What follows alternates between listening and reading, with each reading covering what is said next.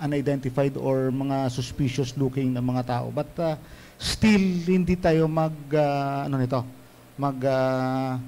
laglag ng guard natin or lower down our guards because sa mga tao okay lang kailangan magbantay tayo, mag-aligmat tayo. Yeah, it will happen anytime.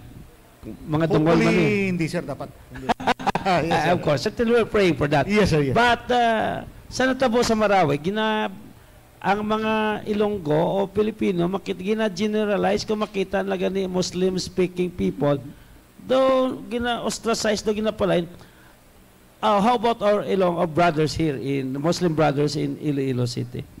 We treat them, sir, as Filipinos. Yes, of course. Walang discrimination. Yeah, they're business ang people. Ang ato lang niya, sir, gusto is ang kooperasyon ng tanan nga bululigan tani nga hindi matabo ang natabo like Marawi.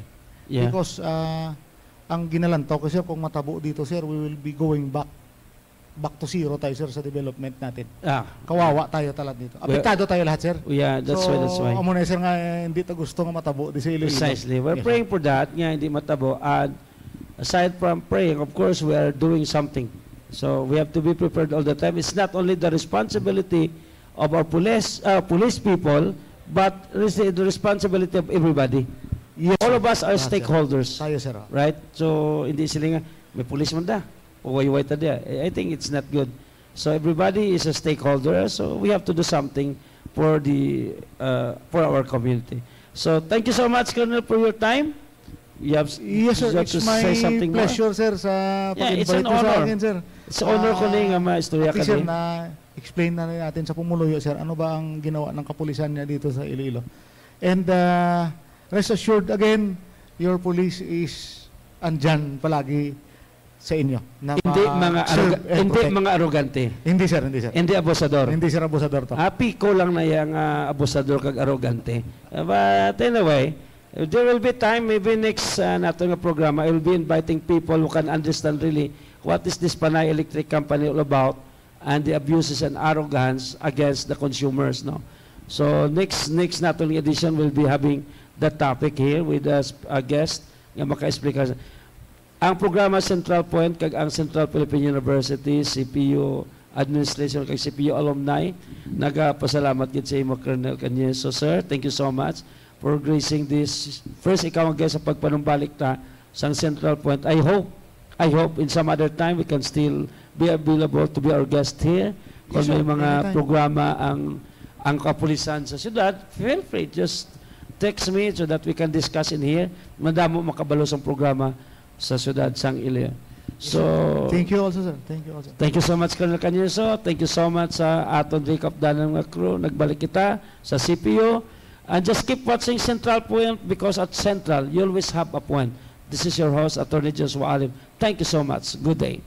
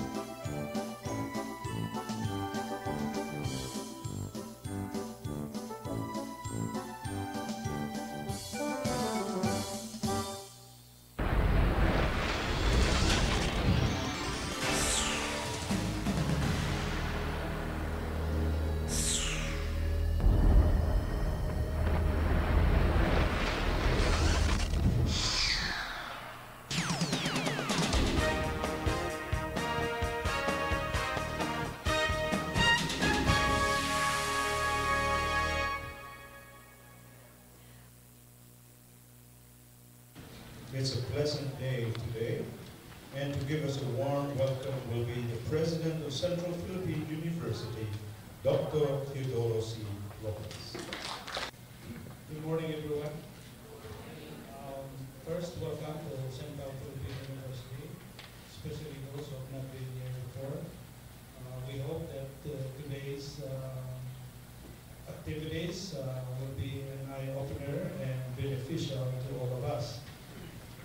For most of us, we'll probably be done by 2040, but I'm sure there are many of you will be left behind. And it's not too early nor too late to think about what we want our country to be years from now. And of course, there are so many aspects in life that will have an impact on what we will become. Will we remain as a third world country, or we will have economic development, yet it will only affect a few people, or we can make this economic development have an impact on all of us. We have so many aspects in life that will affect what we will be years from now, and I think they're all listed in some of the documents that you have read before: education, health, jobs, etc. But I think there's one missing here. As long as there is rampant corruption in our country, and we don't talk about it, and we don't do anything about it, all we have discussed about planning for the future is not going to have an impact in our life. We have wasted a lot of money. The Philippines has a lot of money, yet because of the VAT, yet a lot are wasted because we allow it to be wasted. We, the electorate, keep on electing people who are wasting our resources. And we always think that the young people will the hope of the fatherland, and we're still hoping. And when they grow up, are they still the hope of the fatherland? So we hope that this, we always hope, right? That this gathering year, we will come up with ideas that eventually will make it possible for this country to be developed from what it is right now, especially knowing that we have lagged behind those countries that were behind us years ago. Korea was way behind us during the 70s, and now look at what Korea has done, has accomplished. And I think Vietnam is way behind us, but I'm sure in 5 years they will be again ahead of us, like Malaysia, Indonesia, Thailand. So the only country that will be behind us will probably be Bangladesh. And it is really sad to think that we have a well-educated population, and we have the talent, the skills, yet we are not progressing as we want it to be.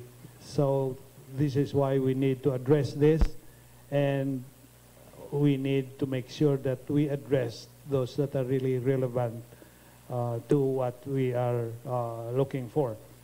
For example, you hear about the news about Indo, end of term, yet who is the guilty party here?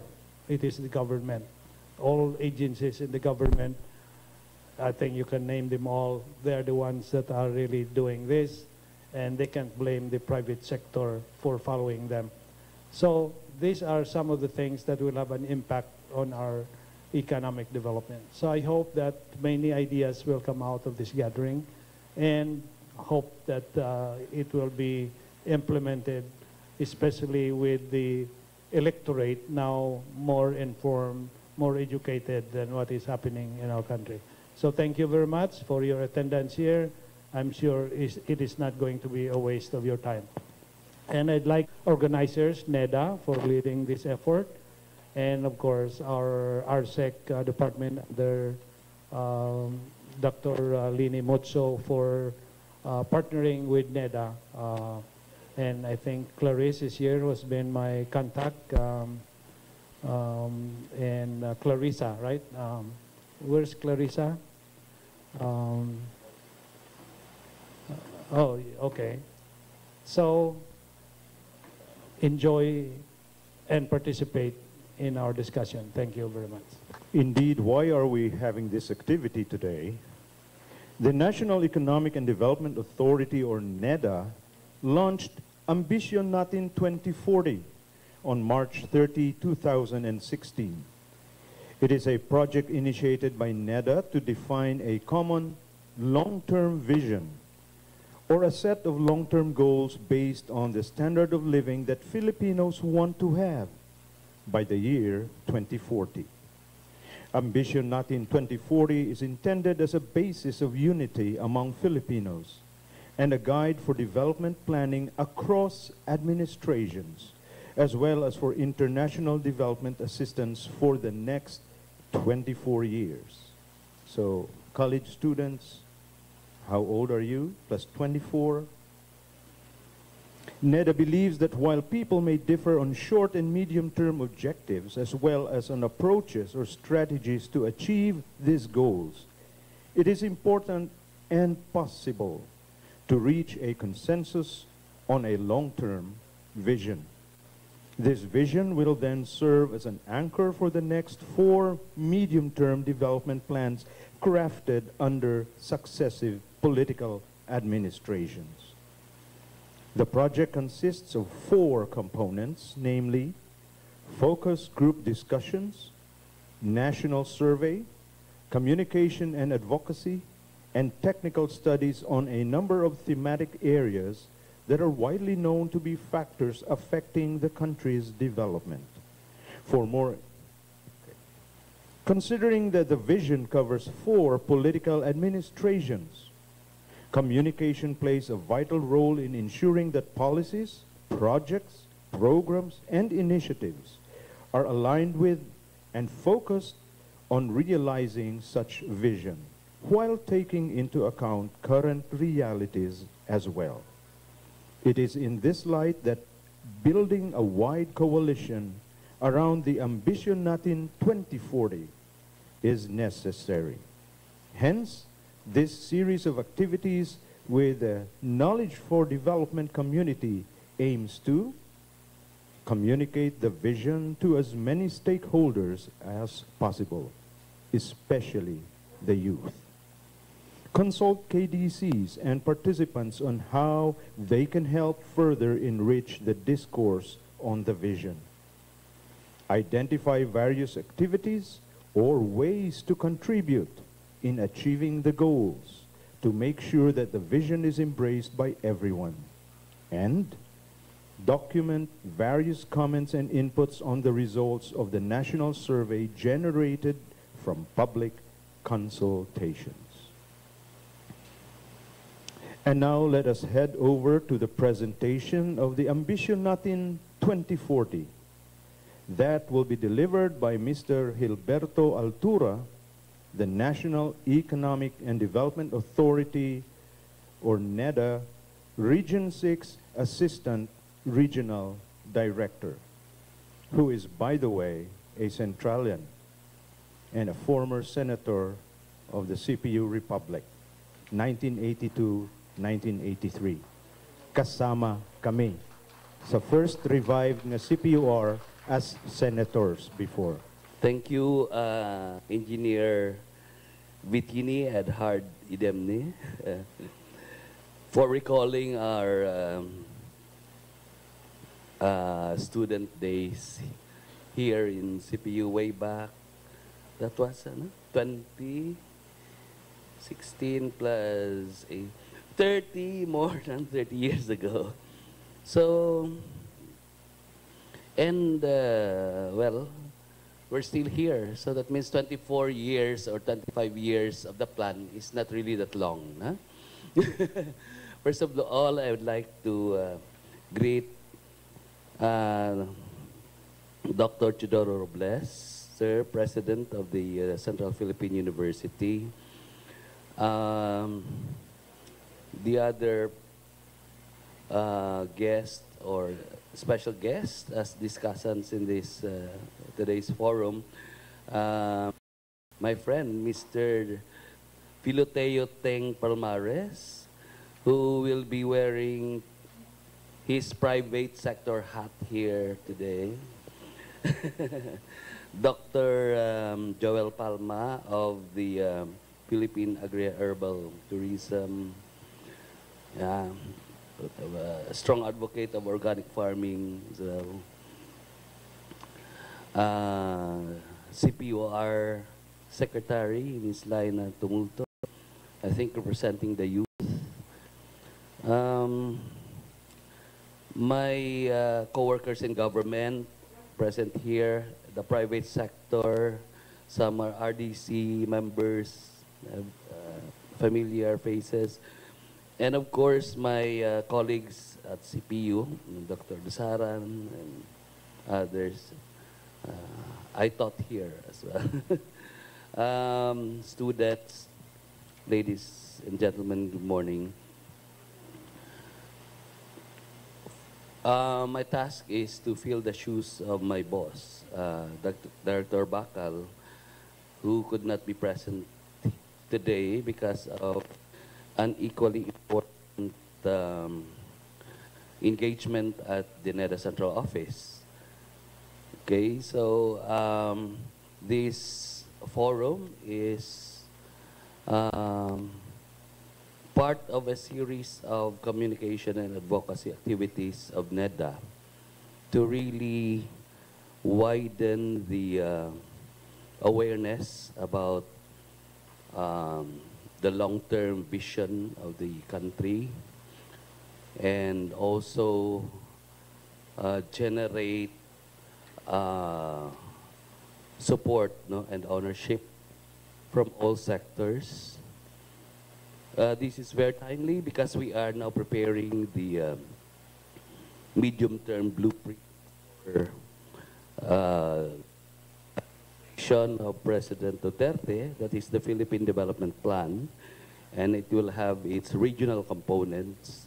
And we are currently also undertaking the preparation of the regional development plan for Western Visayas. I will present some slides first, especially those showing the Visayas results of the survey that was conducted in order to come up with the long-term vision. So, okay, so prior to that, let me just say that this long-term vision is for 25 years. This is the basis for your unity among Filipinos. It's a vision, not a plan, which I will show later. It is anchored. It's going to be the anchor for development planning across administrations and guide our engagements with our international development partners. Okay, so for the process,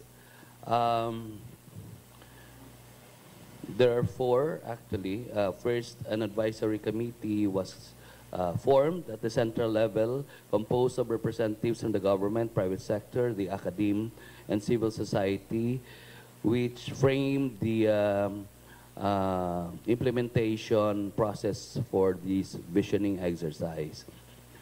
Public consultations consisted of 42 focus group discussions with marginalized groups, and a national survey of 10,000 respondents for those aged 15 to 50 years old from all classes, social classes. Technical studies were also conducted, led by Dr. Clarete, and to tackle specific aspects or areas of development. And then this one is part of the communication and advocacy, which is also aimed to generate suggestions later during the workshop, and especially in how to implement, to realize the vision. So, based on the process of survey, FGDs, etc., these are the results.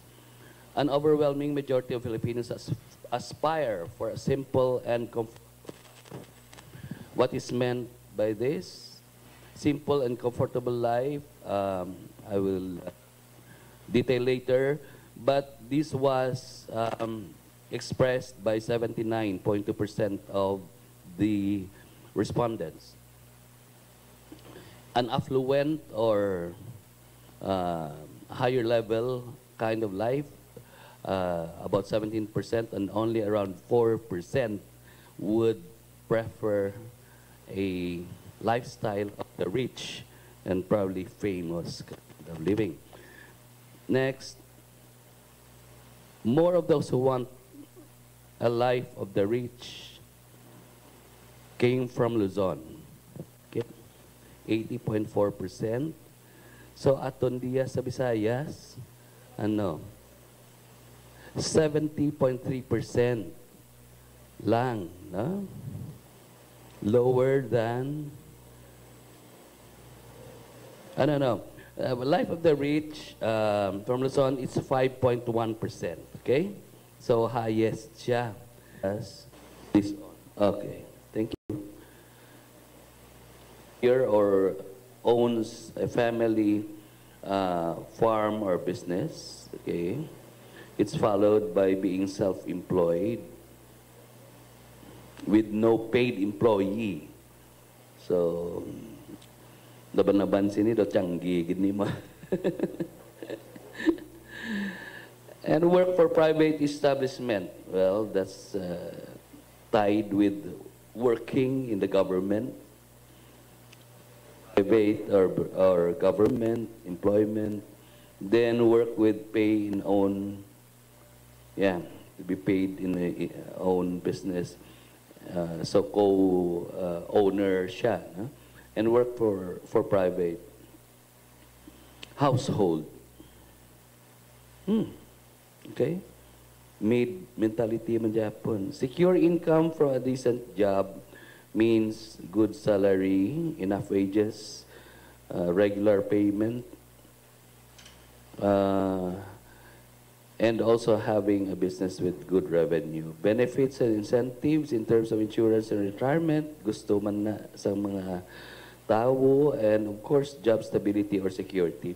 Let's go to the respondents from the Visayas. Ano ang ila desired occupation? So parehas man sa national level to be employed in own family farm or business. Pero dako ang work for private establishment rather than government. Ang government 21% lang, 33% ang sa private, no? Self-employed without any paid employee, 21% man, no? And okay, so that's for the Visayas. In terms of preferred work location, the national survey says that 79% want to live within the same city where they work. Okay? And 14% want to work in the big city but go home outside the city, just like I do. Want to work and live outside the city. Okay. So preferred work locations ng mga taga-Visayas, pare-parehas man sa national level, 75% want to live within the same city where they work. Pero mas taas-taas ang living outside the city but working in the city. In terms of dwelling, okay, most respondents choose to live in houses with large lots, yet majority prefer to live in the cities. Okay? So at the national level, 73% want a small house with a big lot. 14% choose big house on a small lot. Just typical of subdivision house living, right? Pero ang small house with a big lot, rural living ini, no? So daw can you see the contrast now between the preference for where they would like to work and live and the kind of house that dwelling that they want to live in? Ha? Gusto laban mag-istar kag magubra sa syudad. Pero gusto nila dako nga lot kagamay nga balay. See? Preferred community to live in, though pare-parehas lang, live in a small city in the province, Doroha City sa Capiz, na, or Calibo City later sa Aklan, or San Jose City sa Antique. Prefer to live in a big city like Manila. Prefer to live in the town center in the province. Town center. Okay. Could be Alimudyan or Kalinog. Dwelling in the Visayas, 66%. Small house with a big lot. So rural living ini, no? But of course, we know that eventually, metropolitan kita, no? Ang Oton, Santa Barbara, San Miguel, Leganes, ano pa? Dugahimo na nga partisang syudad, no? So, you feel like you're part of the city, but you're living in a relatively rural area. So, like Tess, big house with a big lot. Sa Liganes. And of course, 1% lang diriya choose the big house with a small lot.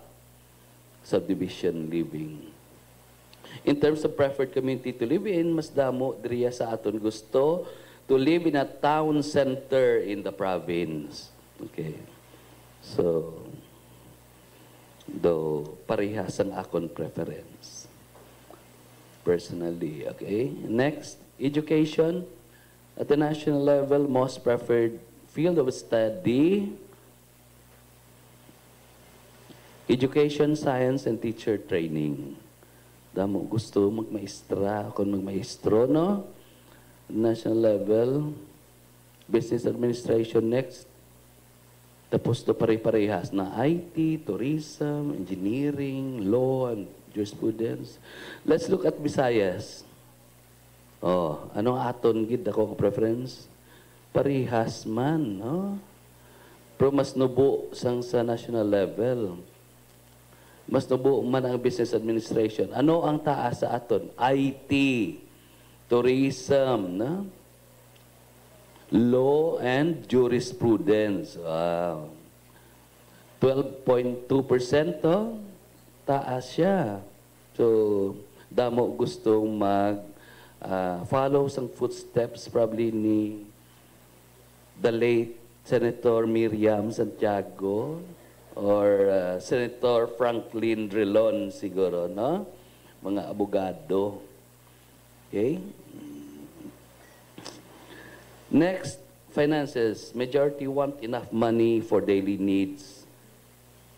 At the national level, this means that enough day-to-day needs 61%, savings for unexpected expenses 28%, savings ang preference nila, ang gusto nila will be for sudden illness, natural hazards, and man-made calamities.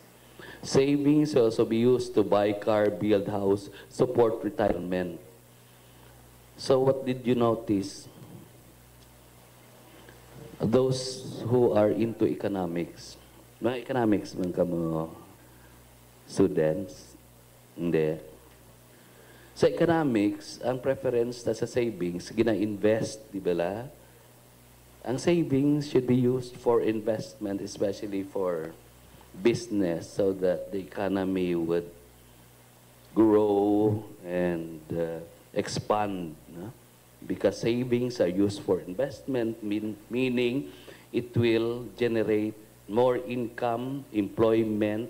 So, grabe ang multiplier effect, ang ginatawag. Pero sa Pinoy nga mentalidad, based on the survey, ano ang gusto? Tas ang savings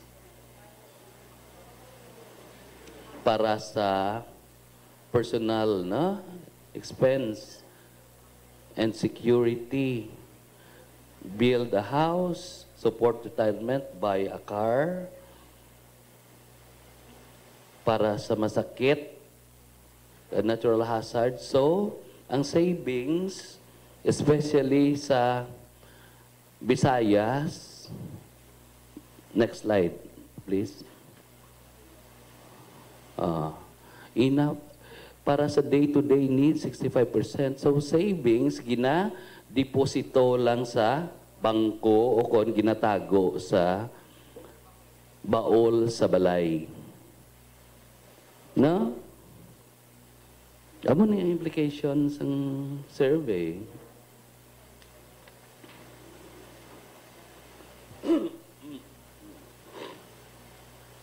Filipinos want to be mobile. Okay? Preferred mode of transport, 77% own car or vehicle. Public transport, 23%. Sa Visayas, I guess Visayas, itong next slide. Okay. 68% lang would like to own a car. Greater number would like public transportation. Okay, more on what is really meant by Filipinos wanting to be mobile. In day-to-day living and for leisure, that is important to the Filipinos. Car ownership as part of many families' vision, and traveling within the country or to other countries. Amuni ang most frequently cited leisure activity, and ordinary people measured their success, in terms of their ability to travel together with their families. Okay, in terms of the vision now,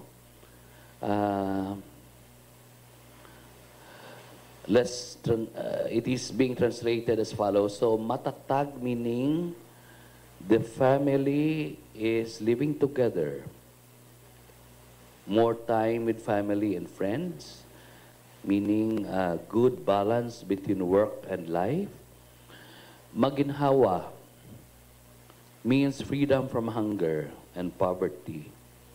Guaranteed mobility, secure home ownership, may balay kag duta, and have more leisure opportunities, no? In terms of travel or vacation, especially going back to relatives, na mugina ang mga Pilipino. Panatag means resources are adequate for day-to-day needs and unexpected expenses. So panatag ang loob mo kay dako imo savings sa bangko. Security of place, passive income during retirement. See? So generally, Filipinos are not risk takers. Okay.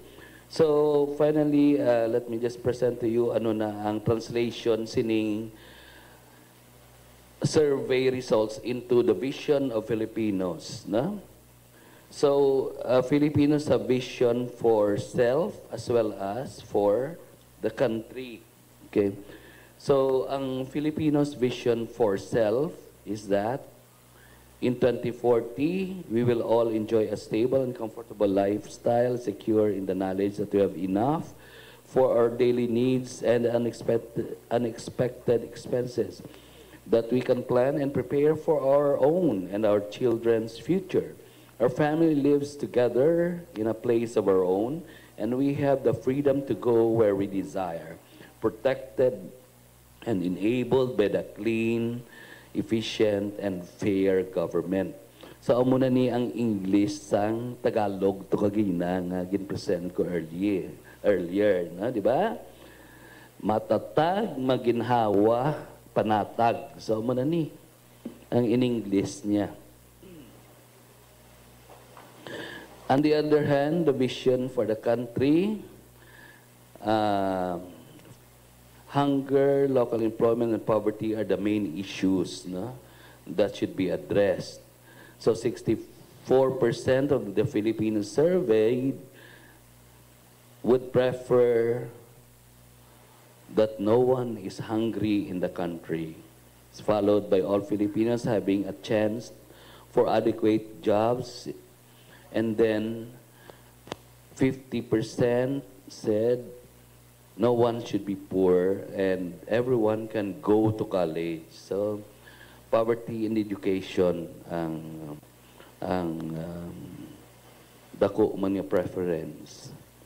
Okay.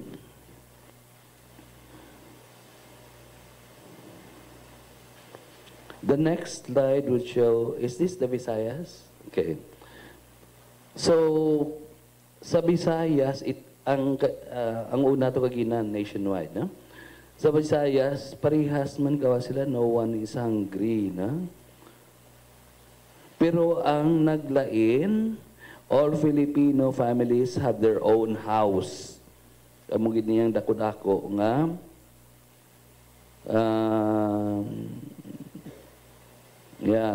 preference ang taga-Visayas. Next to no one is hungry.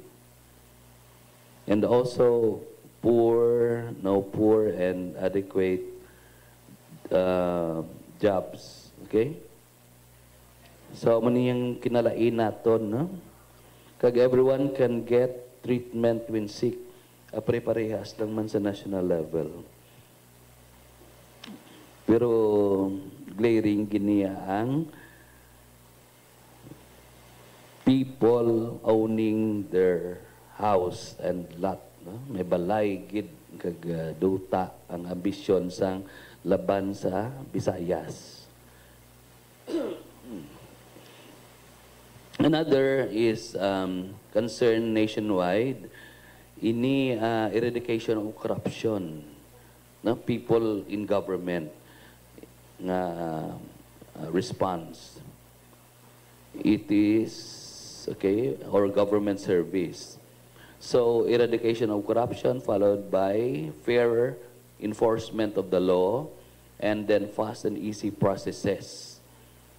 See? Hindi gusto sang Pilipino ang red tape, di ba? Order and safety in the community is also high, together with fast response towards problems and complaints.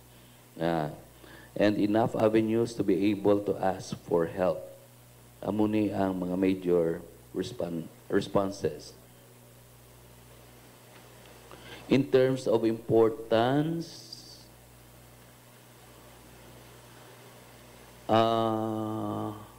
okay, green, okay. Initanan sila taas ang levels ng importance, no? Okay. Almost 100%. Lantawan tang Visayas. Interesting gawa ang aton. Mas nabuo siya sa national level. Ano maaton niya ginapaminsar diri sa Visayas nga aspects ng government service, na una to what they would like for the whole country. Iniya, ano nga serbisyo gusto nila sa gobyerno. Okay? So, ang aton dako yung responses.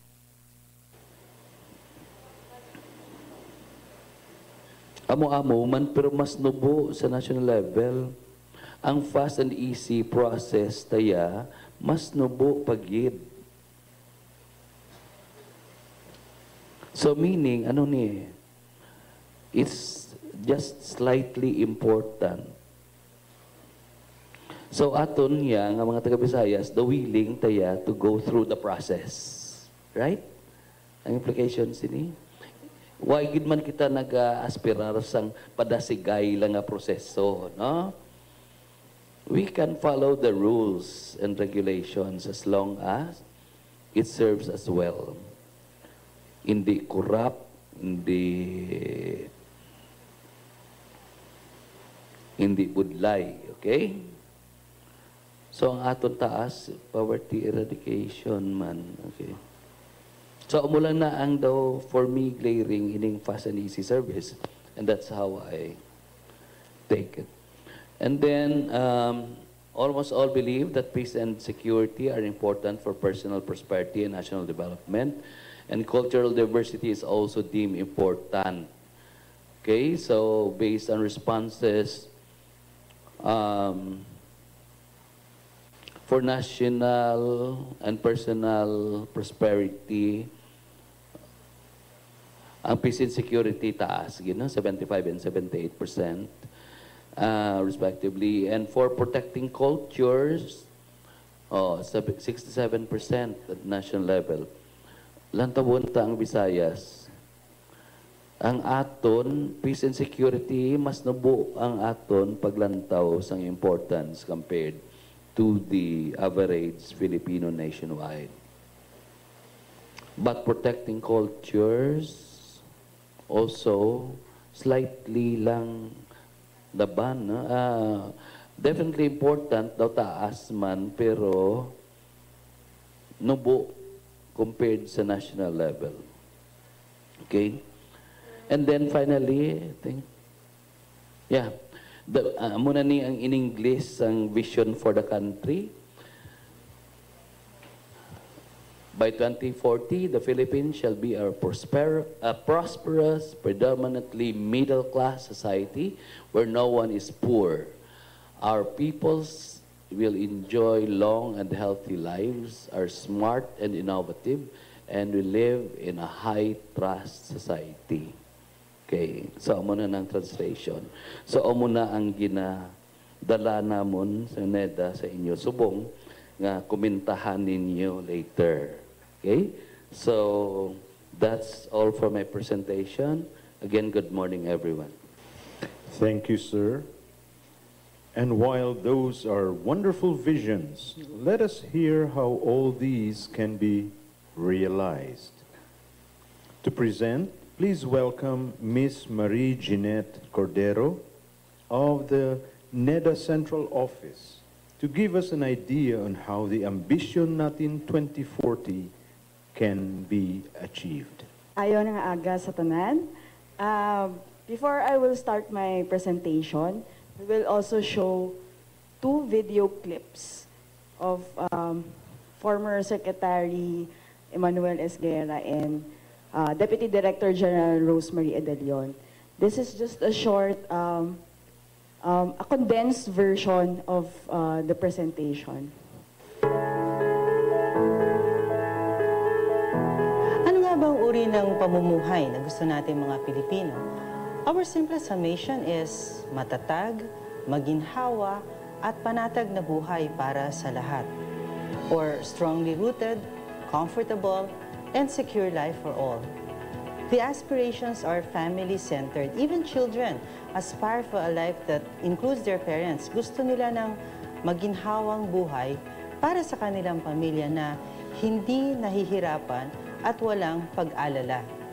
At kapag pinagsama-sama ang mga pamilyang Pilipino na ito, sila ang pagmumula ng isang economically vibrant society and resilient community. When we asked our respondents to tell us their aspirations, we asked them to describe to us what it is that they want to have, to do, and to be by 2040. An overwhelming majority, halos 80%, ang nagsabi na nais nila ng simple at maginhawang buhay. Halos 17% lamang ang nagsabi na gusto nila ng buhay ng may kaya at mas mababa pa sa 4% ang naghahangad ng buhay mayaman. Ano kaya ibig sabihin naman ng simple at maginhawang buhay? Kung ating titingnan ang pagkakalarawan nito, masasabi nating ito ay isang middle class lifestyle. May sasakyan, may bahay, may sapat na pera, at nakapagtapos ng kolehiyo ang mga anak. Nang tinanong naman namin sila kung ano yung gusto nilang magawa pagdating ng 2014, halos pare-pareho ang nagsasabing gusto nila na makapagpatakbo ng sarili nilang negosyo at makapag-relax kasama ng pamilya at kaibigan. Marami rin na nagsasabi na gusto nila makapagbakasyon sa Pilipinas man o sa abroad. Tungkol naman sa decent job, ang pagkakalugan pala nila dito ay mayroong maayos na sahod na sapat para sa kanilang pang-araw-araw na pangangailangan at para sa biglaang gastusin. So, mayroong benefits at incentives at stability. Kung isasabay naman natin dito yung klase ng worker na gusto nilang maging, makikita natin na nakakahigit ang nais makapagtrabaho para sa sarili nilang business, 47%. 22% at 18%. Saan naman nila gusto magtrabaho? Halos 90% actually ang nagsabi na gusto nila magtrabaho dito sa sarili nating bayan.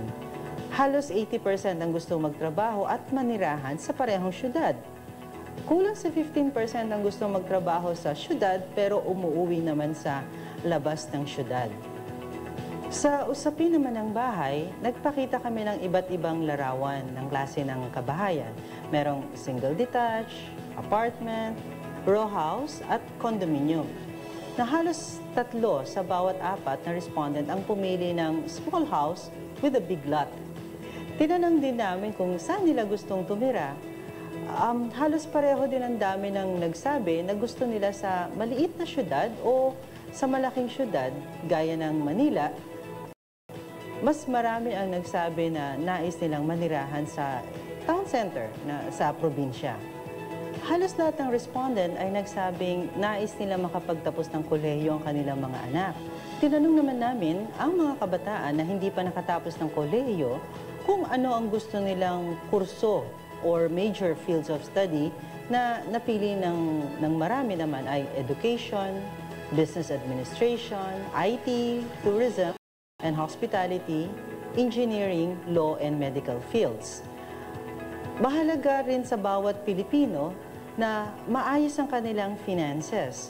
Para sa 61%, dapat daw ay sapat ito sa pang-araw-araw ng pangangailangan at samantalang 28% naman, ang gusto nila ay mayroon sapat na ipon para din sa mga di inaasahang gastusin. Ang mga unexpected expenses na to ay maaaring dahil sa pagkakasakit, or mga natural hazards at man-made calamities. Ang ipon din ang inaasahan nila na panggagalingan ng pambili ng sasakyan, bahay at pangsuporta sa retirement. So, Filipinos want to be mobile. Halos 8 sa bawat 10 respondent ang nais ay magkaroon ng sariling sasakyan. At 2 lamang ang mas gusto ng good public transportation. Kahit na sa focus group discussion ay lumalabas ang kahalagahan ng physical mobility sa mga Pilipino. Ang pinakagustong leisure activity ay ang pamamasyal sa iba't ibang lugar sa Pilipinas o sa abroad. Kasama na sa pamamasyal ang pagdalaw sa kanilang mga magulang. So, ito ang aming pagsasalarawan ng kalidad na buhay na nais ng bawat Pilipino. May sariling bahay, sa isang urban center o syudad, may sasakyan, nakakapagbakasyon at nakakadalaw sa kanilang mga magulang na may edad na. In other words, here is the vision of Filipinos for self. In 2040, we will all enjoy a stable and comfortable lifestyle, secure in the knowledge that we have enough for our daily needs and unexpected expenses, that we can plan and prepare for our own and our children's future. Our family lives together in a place of our own, yet we have the freedom to go where we choose, protected and enabled by a clean, efficient, and fair government. And that is the life we want. Next is a short video of realizing the vision. This video was taped by former Secretary Emmanuel Esguerra.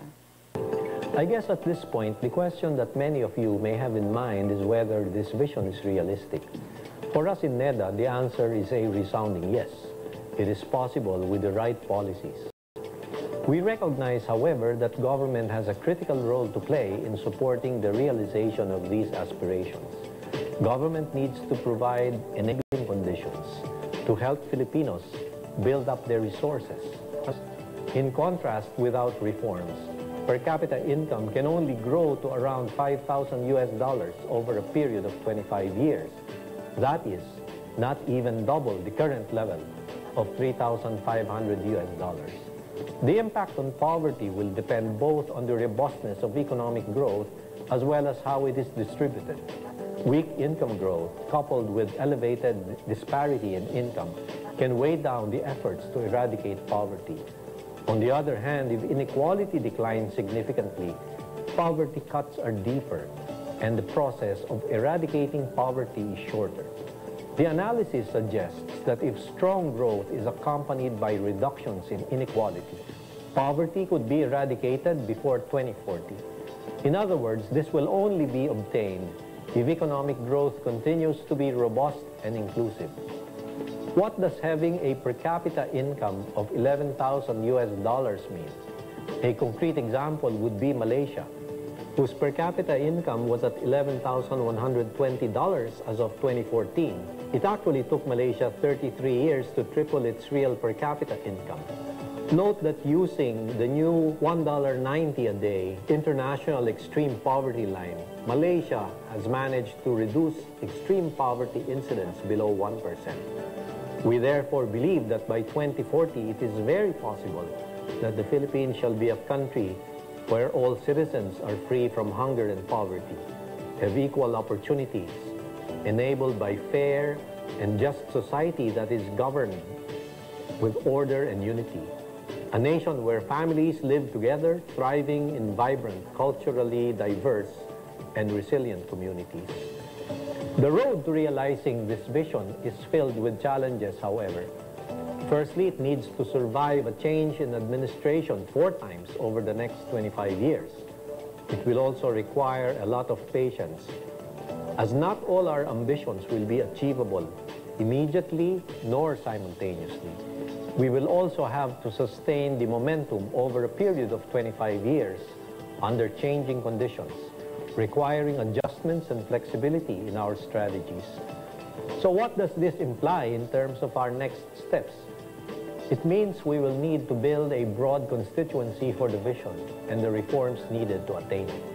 Among others, this will involve a good communication strategy to communicate the vision to all stakeholders so as to gain widespread recognition and acceptance. The vision also needs to be translated into specific goals, measurable targets, and intermediate milestones, while allowing for flexibility in strategies.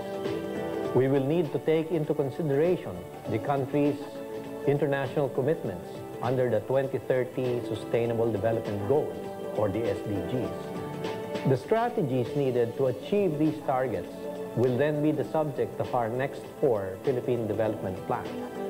Institutional arrangements may also have to be adjusted to ensure horizontal and vertical policy coherence and sustained implementation. As I mentioned earlier, it is clear to us that government needs to play its role in making this vision a reality. But clearly, we cannot do this alone. We will need everyone's help and cooperation. I hope you enjoyed the video. I will just add on to what former Secretary Esguerra has laid out in this, in what are the steps in realizing the vision by 2040. So there are several actions that is expected from the government and also from the private sector.